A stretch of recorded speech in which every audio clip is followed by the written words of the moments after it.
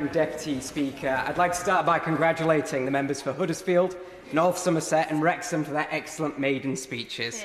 I'd also like to congratulate my right honourable friend, the Chancellor, for delivering what I have concluded is one of the most consequential budgets in a generation. In this budget, we have reset the nation's finances and wiped the slate clean so that we can deliver the change that we promised in the general election. Now, given the dire state of the public finances, we have had to take some very difficult decisions to balance the books. But as we set out in our manifesto, we will never play fast and loose with the public finances, and we will deliver economic stability, unlike the party opposite. And despite the circumstances we inherited, there is so much in this budget that will change our country for the better.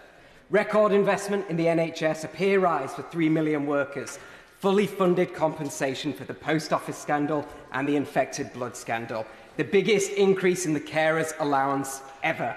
And there is so much more, a down payment on the change we offered to the electorate at the general election. Now, given the time constraints, I am going to focus on education. As a former maths teacher, I'm all too familiar with the problems that plague our state schools.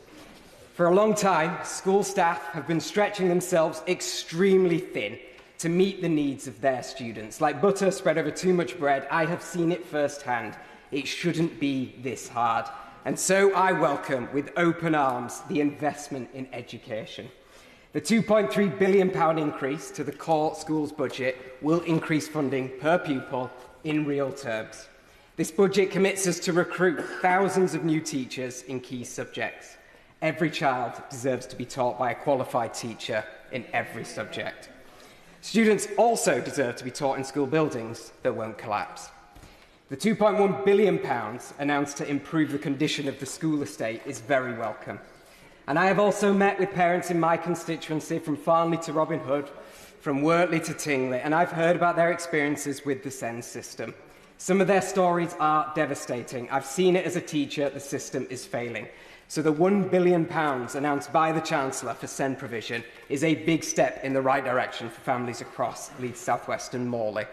Every child, SEND or otherwise, deserves the opportunity to succeed in education. With time so short, Madam Deputy Speaker, this is a budget that lays the foundations to rebuild education and to rebuild Britain. This is a budget that unapologetically invests in Britain's future. The people of Leeds South West and Morley voted for change in July. This budget delivers that and then some. Thank you.